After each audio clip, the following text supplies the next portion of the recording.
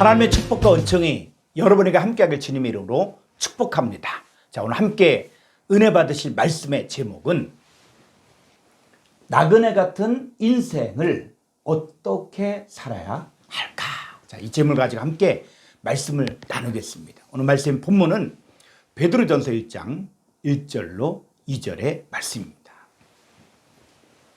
예수 그리스도의 사도 베드로는 본도, 갈라디아, 갑바도기아, 아시아와 비두니아 흩어진 나그네 2절 곧 하나님 아버지의 미리 하심을 따라 성령이 거룩하게 하심으로 순종함과 예수 그리스도의 핏부림을 얻기 위하여 택하심 받은 자들에게 편지하노니 은혜와 평강이 너에게 더욱 많을지어다. 아멘. 예수 그리스도의 사도 베드로는 이 본도, 갈라디아, 갑바도기아, 아시아와 비두니아 흩어진 나그네에게 편지를 보냈습니다. 이 나그네가 누구이냐면 2절에서 보니까 하나님 아버지의 미리 하심을 따라 성령이 거룩하게 하심으로 순종함과 예수 그리스도의 핏부림을 얻기 위하여 택하심 받은 자들, 이들이 바로 나그네입니다. 그러니까 하나님 아버지께 택하심을 받은 자들이 나그네입니다. 저 여러분, 하나님 아버지께로부터 인간 세계에 내려온 나그네들입니다. 나그네는 돌아갈 곳이 있는 사람들입니다. 하나님의 자녀인 저와 여러분도 이 땅에서 삶을 살다가 때가 되면 반드시 돌아갈 곳이 있습니다. 근데 여기가 좋사오니 하면서 이 땅의 것들에 온통 생각과 마음을 다 빼앗기고 우리가 돌아가야 할 곳을 준비하지 않고 있으면 그날에는 정말 갈 곳을 가지 못하는 화가 닥칠 수 있습니다. 인자의 임함은 노아의 때와 같다고 했는데 이 노아 시대에 똑같은 시대를 살고 있었지만 한쪽 부류는 방주를 지으면서 구원의 반열에 드는 사람들이 있는가 하면 먹고 마시고 시집가고 장가가고 사고 팔다가 홍수가 나서 그들을 다 멸할까지 깨닫지 못하는 사람들이 있었습니다. 마지막 때에도 마찬가지라는 것이죠. 여러분의 인생도 올 한 해를 마치고 이제 새해를 맞이하면서 나그네 같은 삶을 잘 사셨습니까? 하나님 보시기에 난 잘 살았다. 내가 봐도 난 잘 살았다라고 자부할 수 있습니까? 아니면 세상 것에 연연하며 미워하고 원망하고 불평하고 또 불안해하며 살다가 벌써 여기까지 왔습니까?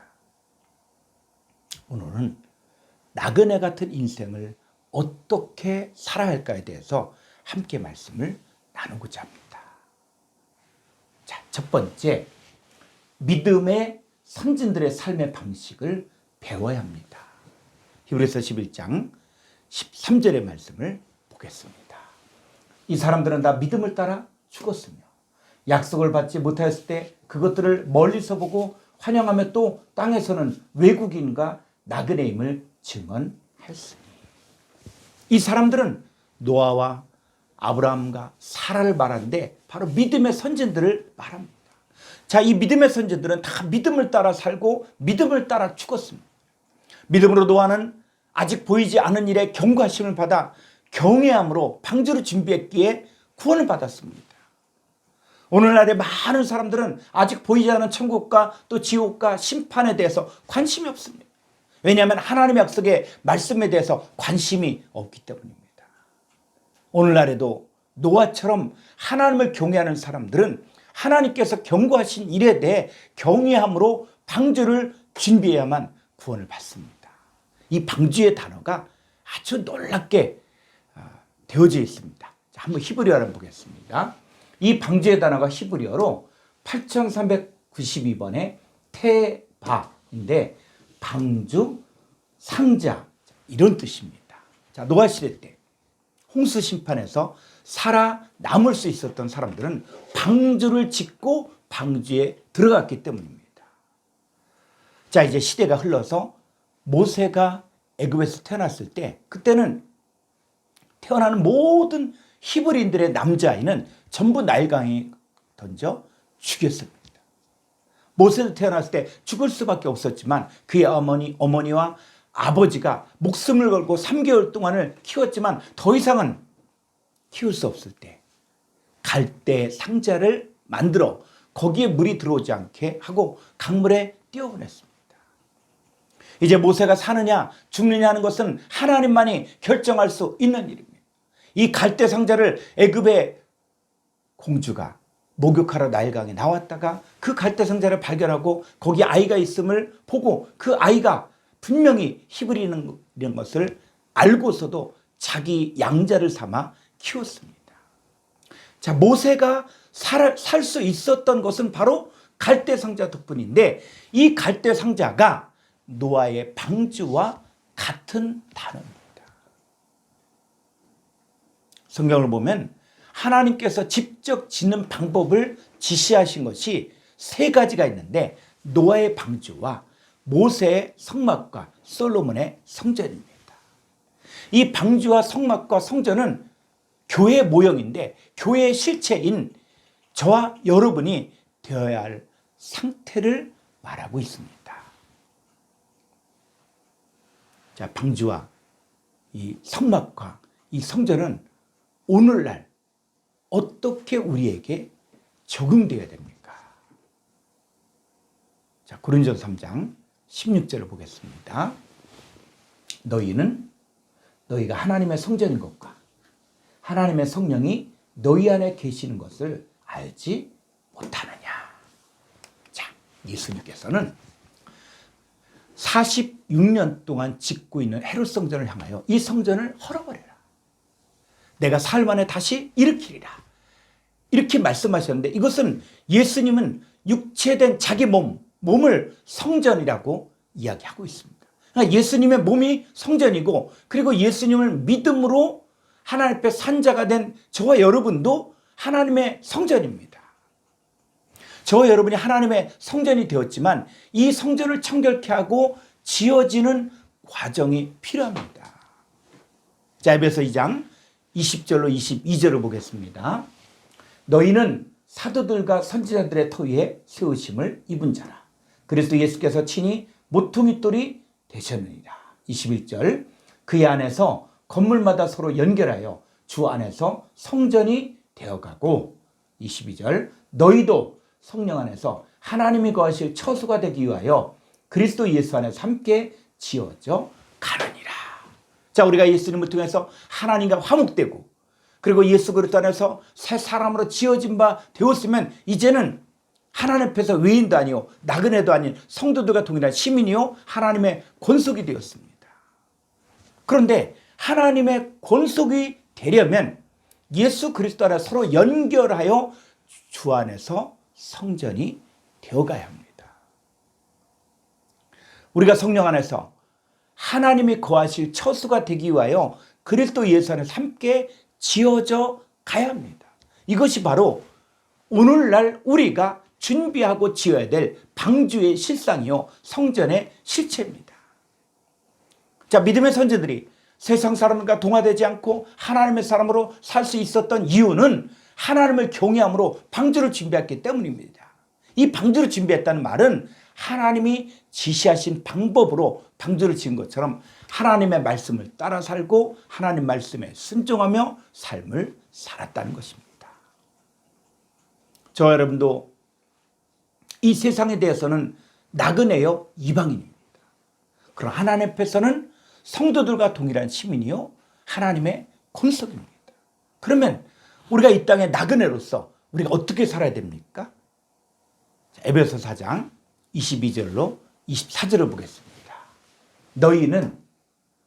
나그네인 너희는 유혹의 욕심을 따라 썩어져가는 구습을 따르는 옛사람을 벗어버리고 23절 오직 너희의 심령이 새롭게 되어 24절 하나님을 따라 의와 지혜의 거룩함으로 지으심 받은 새 사람을 입으라.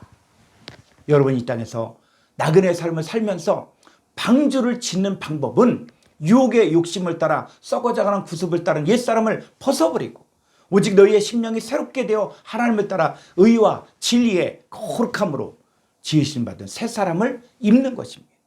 여러분 가운데는 모든 악독과 노함과 분냄과 떠드는 것과 비방한 것을 모든 악이 함께 버리는 것입니다. 그리고 더 적극적으로 서로 친절하게 하며 불쌍히 여기며 서로 용서하기를 하나님이 그리스도 예수 안에서 나를 용서하신 같이 여러분들이 용서하는 삶을 사는 것이 바로 이 시대에 방주를 짓고 성전을 짓는 삶을 사는 것입니다. 자, 이제 두 번째, 우리가 나그네로서 어떤 삶을 살아야 될까요? 두 번째, 본향을 삼어야 합니다. 자, 히브리서 11장 15절로 16절입니다. 그들이 나온 바 본향을 생각하였더라면 돌아갈 기회가 있었으려니와 16절 그들이 이제는 더 나은 본향을 사모하니 곧 하늘에 있는 것이라 이러므로 하나님이 그들의 하나님이라 일컬음 받으심을 부끄러워하지 아니하시고 그들을 위하여 한 성을 예비하셨느니라. 아브라함이 육신의 몸을 입고 살았을 때 고향은 갈대아 우르인데 그곳은 우상 숭배가 만연한 곳입니다. 아브라함이 본토 친척 아비 집을 떠날 때부터 많은 고난과 시험과 어려움에 직면하였습니다.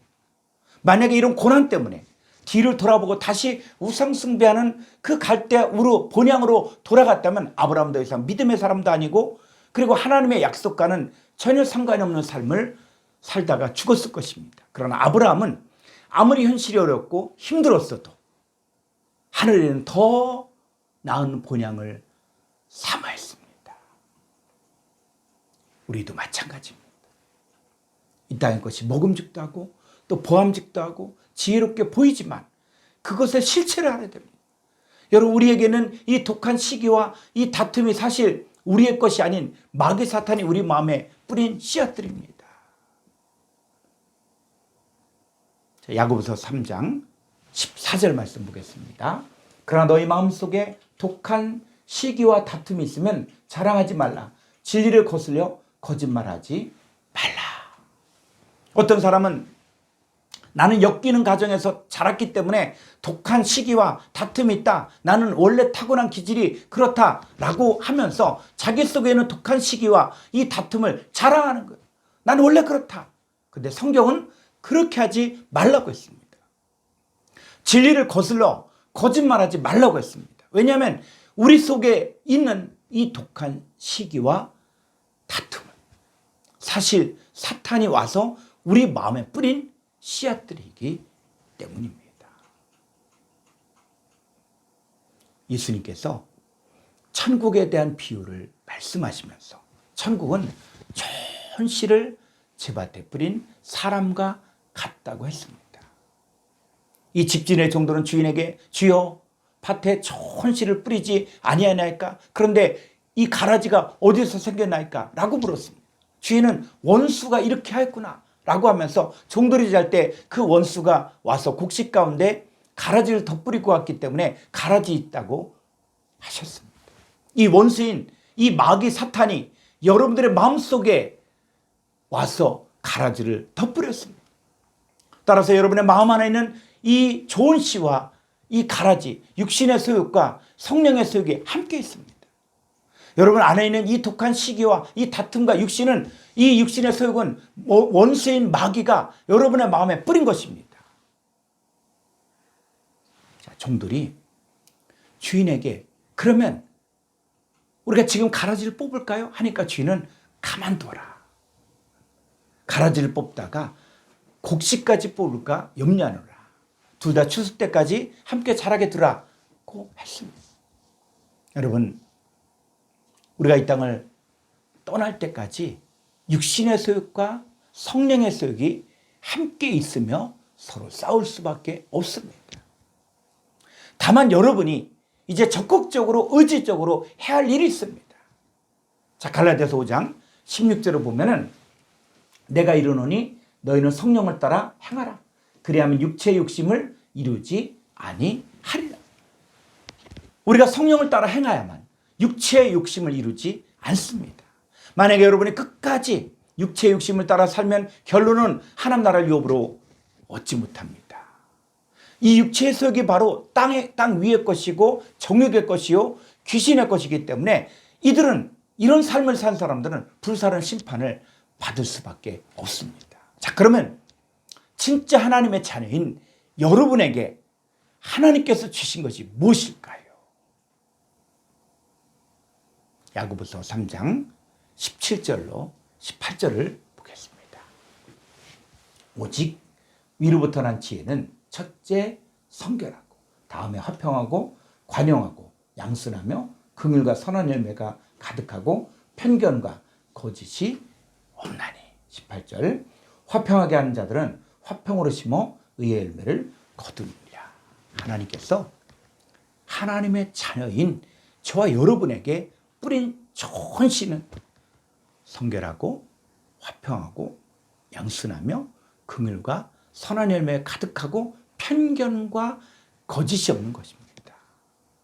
그럼 여러분의 인생은 화평하게 하는 자가 되어 화평으로 심을 때 여러분들은 의의 열매를 거둘 수 있습니다. 자, 이 사람들이 바로 알곡으로서 곡간, 즉 하나님이 예비하신 천국에 들어가게 되는 것입니다. 우리가 바라봐야 할 이 본향이 바로 여기입니다. 하나님의 자녀인 저와 여러분이 진정으로 바라봐야 할 그 본향이 바로 하나님의 곡간에 들어가는 것입니다. 하나님은 그렇게 사는 자들의 하나님이라 일컬음 받으심을 부끄러워하지 않았습니다. 그들을 위하여 한 성을 예비하셨습니다. 자, 그러면 여기서 말하는 우리 하나님께서 예비하신 이 한 성이 무엇을 말하는 것일까요? 자, 구약성경 시편 46편 5절을 보겠습니다. 하나님이 그 성중에 계심에 성이 흔들리지 아니할 것이라 새벽에 하나님이 도우시리로다. 자, 하나님 어디 계십니까? 그 성 안에 계시기 때문에 이 성이 흔들리지 않는다고 했습니다. 자, 시편 48편 1절로 2절을 보겠습니다. 고라자손의 시 곧 노래 여호와는 위대하시니 우리 하나님의 성 거룩한 산에서 극진히 찬양 받으시리로다. 자, 하나님은 어디에서 찬송을 받으십니까? 하나님의 성 거룩한 산에서 극진히 찬양 받으시오. 자, 2절 터가 높고 아름다워 온 세계가 즐거워하며 큰 왕의 성 곧 북방에는 시온산이 그러하도다. 자, 본문을 잘 보니까 하나님의 성은 거룩한 산을 말하는 것이고 큰 왕의 성은 북방에는 시온산을 말합니다. 하나님은 이 거룩한 산에서 극진히 찬양을 받으십니다. 그럼 이렇게 극진히 찬양을 받으시는 거룩한 산, 하나님의 성이 구체적으로 무엇을 말하는 것일까요? 자, 신약성경 계시록 21장 2절로 4절을 보겠습니다. 또 내가 보매 거룩한 성, 새 예루살렘이 하나님께로부터 하늘에서 내려오니. 자, 거룩한 성이 바로 무엇이냐? 새 예루살렘. 그 거룩한 성 새 예루살렘이 하나님께로부터 하늘에서 내려오니 그 준비하는 것이 신부가 남편을 위하여 단장한 것 같더라. 거룩한 성 새 예루살렘이 어떤 모양이냐면 바로 신부가 남편을 위하여 단장한 그 모습이라는 것입니다. 자, 3절 내가 들으니 보좌에서 큰 음성이 나서 이르되 보라 하나님의 장막이 사람들과 함께 있음에 하나님이 그들과 함께 계시리니 그들은 하나님의 백성이 되고 하나님은 친히 그들과 함께 계셔서. 4절 모든 눈물을 그 눈에서 닦아주시니 다시는 사망이 없고 애통하는 것이나 곡하는 것이나 아픈 것이 다시 있지 아니하리니 처음 것들이 다 지나갔음 이러라. 자, 거룩한 성 예루살렘은 신부가 남편을 위하여 단장하는 것 같다고 했는데 이들이 바로 누구냐? 하나님의 백성을 말합니다. 하나님은 친히 하나님의 백성인 그들과 함께 계시니까 다시는 사망이 없고 애통하는 것이나 곡하는 것이나 아픈 것이 다시 있지 않게 되는데 왜냐하면 처음 것들이 다 지나갔기 때문입니다. 자, 이 거룩한 성 새 예루살렘 성에 대해서 더 구체적으로 말하는 성경 구절이 있습니다. 자, 계시록 21장 9절로 10절을 보겠습니다. 7 대접을 가지고 마지막 7재앙을 담은 7천사 중 하나가 나와서 내게 말하 이르되 이리 오라. 내가 신부 곧 어린 양의 아내를 내게 자 보세요. 지금 이 사도 요한에게 천사가 내가 신부를 보여주겠다. 어린 양의 아내를 내게 보여주겠다 해서 보여주는데 자 10절 성령으로 나를 데리고 크고 높은 산을 올라가 하나님께로부터 하늘에서 내려오는 거룩한 성 예루살렘을 보이니. 자 그러면 신부 곧 어린 양의 아내를 보여주겠다고 이야기하는데 10절에 보니까 하늘에서 내려오는 거룩한 성 예루살렘을 보였습니다. 그러면 믿음의 선진들이 바라보았던 그 성은 바로 뭐냐면 성도들이 성경의 완성인 거룩한 성 예루살렘, 즉 어린 양의 아내 그리스도의 신부가 되는 것을 미리 바라봤습니다. 구약의 믿음의 선지들은 이것들을 바라보며 살았지만 새 언약에 참여한 저와 여러분은 이제 그리스도를 향한 진실함과 깨끗함이 있는 그리스도의 신부가 될 수 있고 또 어린 양의 아내 또 정결한 처녀가 될 수 있도록 허락하셨습니다. 여러분 이제 믿음의 삶을 살면서 해야 할 일은 여러분이 이 땅에서는 나그네요 외국인들의 삶을 살면서 위의 것을 생각하고 성령을 따라 행하는 삶을 살면서 옛사람을 벗어버리고 새 사람을 입는 것입니다. 이제 더 나아가 여러분이 그리스도의 신부요 어린 양의 아내로서 자신을 단장하고 그리스도를 향한 진실함과 깨끗함이 회복되어 여러분이 하나님의 영이 거하는 거룩한 성전으로 세워져야 합니다. 여러분의 몸과 마음을 하나님이 기뻐하시는 거룩한 산제물로 드리고 하나님의 선하시고 기뻐하시고 온전하신 뜻이 무엇인지 분별한 삶을 살기를 주님의 이름으로 축원합니다.